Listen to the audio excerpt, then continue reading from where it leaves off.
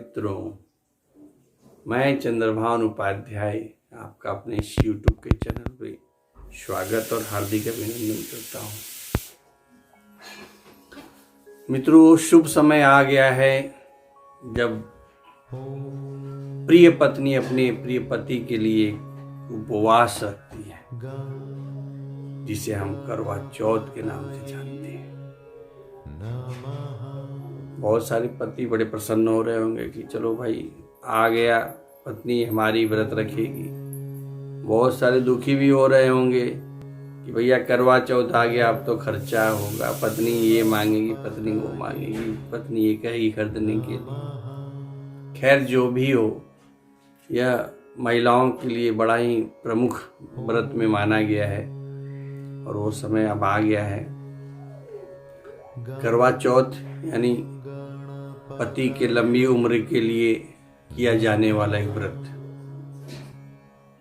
छांदोग्य उपनिषद के अनुसार चंद्रमा में पुरुष रूपी ब्रह्मा की उपासना करने से सारे पाप नष्ट हो जाते हैं। इससे जीवन में किसी प्रकार का कष्ट नहीं होता है, साथ ही साथ लंबी और पूर्ण आयु की प्राप्ति होती है। करवा चौथ में शिव पार्वती, कार्तिकेय, गणेश तथा चंद्रमा की पूजा की जाती है। पूजा के बाद करवे में अनाज जैसे उड़द की दाल, गेहूं, चावल, कहीं पे लोग पोहा रखते हैं जिसे चूड़ा बोलते हैं, कहीं लोग पंचमेवा रखते हैं। ये अलग अलग क्षेत्रों पे डिपेंड करता है, अलग अलग क्षेत्रों में के ऊपर मान्यता है कि जिस क्षेत्र में जिस प्रकार से करवा भरा जाए तो वो करवा और उसके साथ श्रृंगार की सामग्री पूजा समाप्त होने के बाद, अर्घ देने के बाद वो करवा प्लस श्रृंगार की सामग्री आप अपने सुहागिन सास या सास के समकक्ष और कोई हो जिन्हें आप दे करके उनसे आशीर्वाद लें। यह सामग्री हमें भेंट करना चाहिए। सुहागी ने पतिव्रता स्त्रियों के लिए करवा चौथ बहुत ही महत्वपूर्ण त्यौहार है और भारत में नहीं अपितु भारत के बाहर रहने वाले भी स्त्रियां भी इस व्रत का बहुत बेसब्री से इंतजार करती हैं और इस व्रत को मनाती हैं। इस वर्ष यानी 2020 में यह व्रत जो है कृष्ण पक्ष की कार्तिक मास में चतुर्थी यानी 4 नवंबर को हो रहा है। स्त्रियां इस व्रत को पति की दीर्घायु के लिए रखती हैं। दीर्घायु बोले तो उनकी लंबी उम्र के लिए रखती हैं। उनकी उम्र लंबी हो, दीर्घायु हो, मैं सदा सुहागन बनी रहूं, इसके लिए पत्नियां ये व्रत करती हैं। यह व्रत अलग अलग क्षेत्रों में अलग अलग तरीके से की जाती है, अलग अलग प्रचलित मान्यताओं के अनुसार की जाती है। भले मान्यताओं में थोड़ा अंतर हो सकता है, क्षेत्रीय पूजा पाठ में थोड़ा अंतर हो सकता है, लेकिन उसका जो सार है वह क्या है, वह एक ही है, पति के लंबी उम्र की कामना करना। जानकारों के अनुसार यह परंपरा बहुत पहले से चली आ रही है, हमारे बहुत प्राचीन समय से परंपरा चली आ रही है। महाभारत से संबंधित पौराणिक कथा के अनुसार पांडव पुत्र अर्जुन जो है तपस्या करने के लिए नीलगिरी पर्वत पर चले गए थे। दूसरी ओर बाकी पांडवों पर कई प्रकार के संकट आ पड़ते थे, तो जो उनकी पत्नी द्रौपदी थी उन्होंने भगवान कृष्ण को याद किया और उनसे सहायता मांगी और उनसे उपाय पूछा कि ये जो अनेक प्रकार के विघ्न हमारे साथ आ रहे हैं, हमारे पति जो है वह नीलगिरी पर्वत पर तपस्या करने गए हैं, कुछ पता नहीं लग रहा है, तो यह संकट कैसे दूर हो, ऐसा उन्होंने उपाय भगवान कृष्ण से पूछा। तो भगवान कृष्ण ने यह बताया कि कार्तिक कृष्ण पक्ष के चतुर्थी के दिन करवा चौथ का व्रत करें। इन सभी कष्टों का एक ही निवारण है, करवा चौथ का व्रत। अगर आपका पति संकट में है, किसी प्रकार की परेशानी में है, तो आप करवा चौथ का व्रत करें। इससे उसके सारे दुख जो है दूर हो जाएंगे, सारे पाप उसे कष्ट जाए। तो द्रौपदी ने विधि विधान के साथ यह व्रत किया। यह व्रत करते ही और कई सालों तक, कालांतर में भी कई सालों तक वो व्रत को करती रही।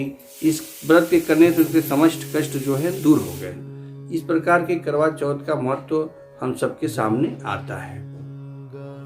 करवा चौथ का व्रत जितने भी सुहागिन औरतें हैं वह करती हैं, वह किसी भी उम्र में हों। अभी तो परंपरा ये भी आ गई है कि जो कन्याओं का, जो बालिकाएं हैं, जो कन्याएं हैं जिनका शादी लग गया है, भी हुआ भी नहीं है, वो भी करवा चौथ की पूजा करती हैं। अपनी सुविधा के अनुसार हैं, अपनी पूजा करती हैं। हर व्रत का, हर पूजा का अपना एक विधान होता है। अगर वो विधि विधान के साथ कोई भी पूजा कर्म किया जाए तभी वो सफल होता है। हालांकि ठीक है, आपका मन चंगा तो कटौती में गंगा, अच्छी बात है। आप अपने निर्मल मन से किसी भी प्रकार से भगवान को पूजन करिए। पहले उनको धूप दिखा दीजिए, बाद में भोजन दीजिए।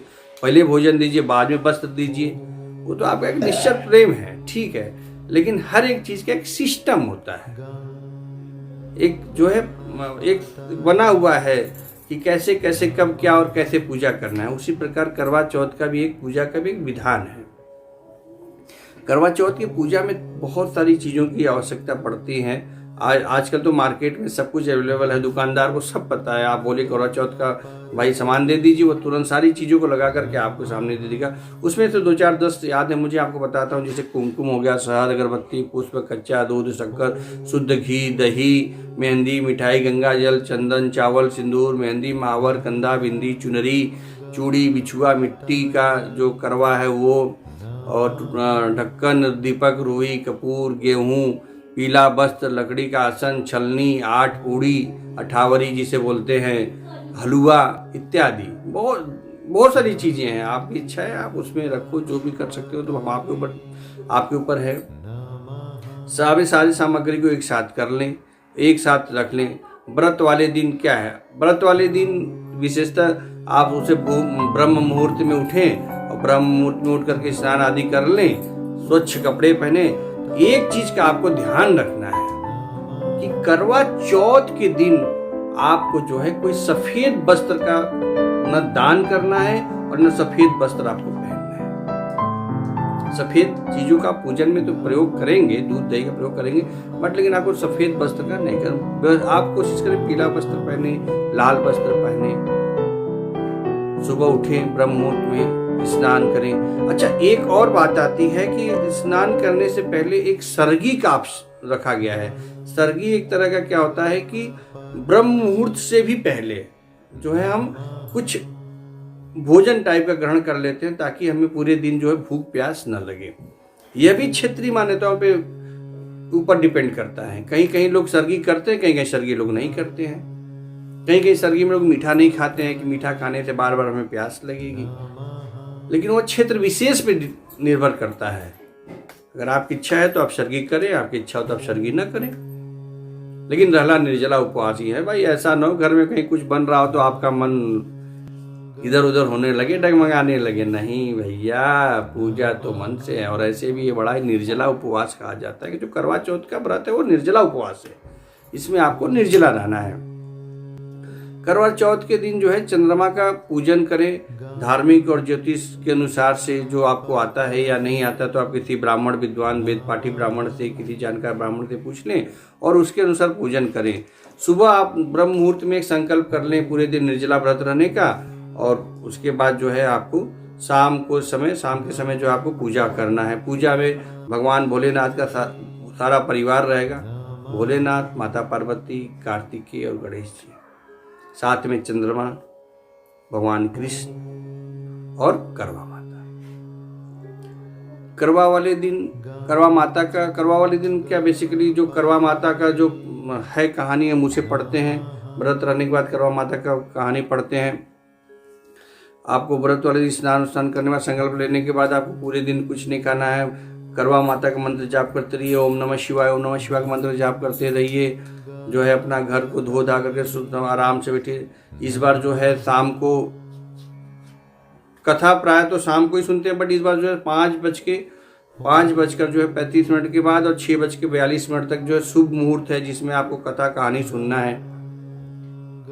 काशी और उसके आसपास जितने भी क्षेत्र है वहाँ पे जो है चंद्रोदय, तो आपको शाम को 7:57 पे चंद्रोदय हो जाएगा।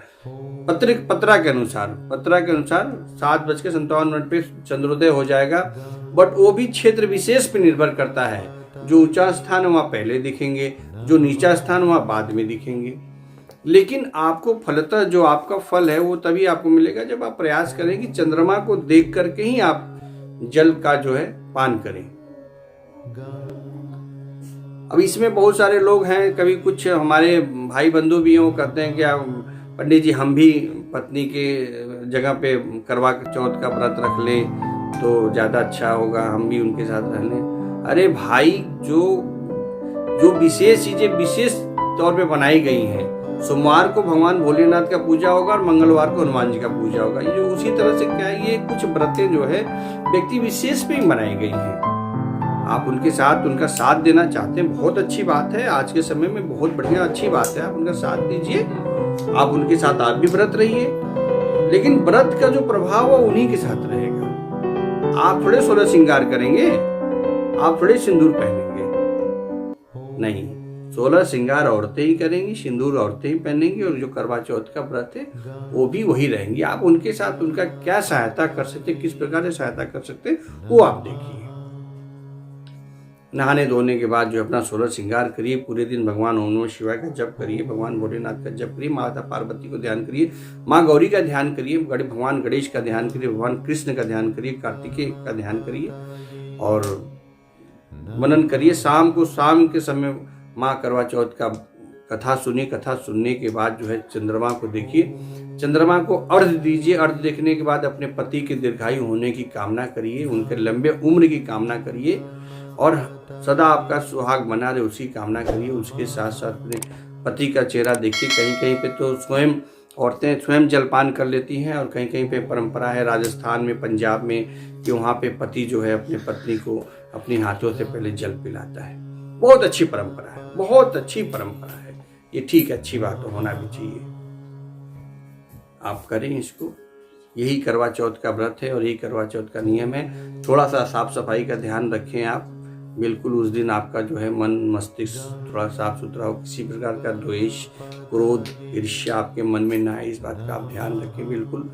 और एक चीज का और विशेष ध्यान रखिए, आपके घर में जो भी बुजुर्ग हैं, बाकी दिन तो देखिए मैं क्या बोल रहा हूं और आप क्या सुन रहे हैं आपको भी पता है, हर घर घर की कहानी है। बाकी दिन क्या होता है, सास बहू के साथ कैसे बिहेव करती है और बहू सास साथ कैसे व्यवहार करती है, सबको अच्छे से पता है।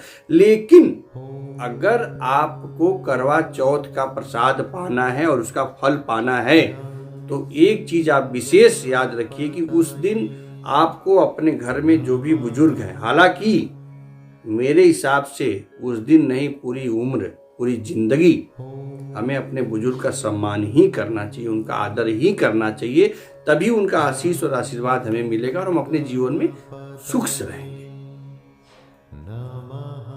अन्यथा उनके मन में किसी भी प्रकार का कष्ट होगा तो उनके मन में किसी प्रकार का दुख होगा तो उनका कहीं ना कहीं पश्चाताप हमें करना ही पड़ेगा। तो आप विशेष उस दिन आप ख्याल रखें कि आपकी सास आपसे नाराज ना हो, या जो आपके घर में बुजुर्ग लोग हैं वो आपसे नाराज ना हो, वो प्रसन्न रहें। वो हमेशा, वो जितना ज्यादा प्रसन्न रहेंगे आप उतना ज्यादा प्रसन्न रहेंगे। यही है, यही संसार का नियम है और यही सच्चाई भी है। उनकी प्रसन्नता में ही आपकी प्रसन्नता है।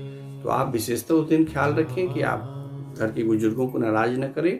पूजा समाप्त होने के बाद जो आपका करवा है उसमें कुछ द्रव्य रख करके और कुछ सामग्री का, कुछ जो है श्रृंगार की सामग्री रख करके सुहागिन सास को आप ले जाके दें। अगर आपकी सास नहीं है, सुहागिन नहीं है, तो आप सास के समकक्ष और कोई है उनको दें। अगर ऐसी भी कोई व्यवस्था नहीं है तो आप यह सारा ब्राह्मण को दान दें, उनका चरण छुएं, उनका आशीर्वाद लें और अपने जीवन को खुशहाल बनाएं। इन्हीं शब्दों के साथ मैं चंद्रभानु उपाध्याय अपने बात को यहीं समाप्त करता हूं।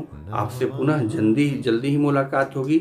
आप हमारे चैनल को सब्सक्राइब करें, लाइक करें, देखें और कुछ कमेंट भी करें। अगर मुझे किसी प्रकार का सुझाव दें, कुछ और मुझे परिवर्तन करना है अपनी बातों में, अपने विषयों पे, तो आप मुझे सुझाव दें। नमस्कार। हर हर महादेव।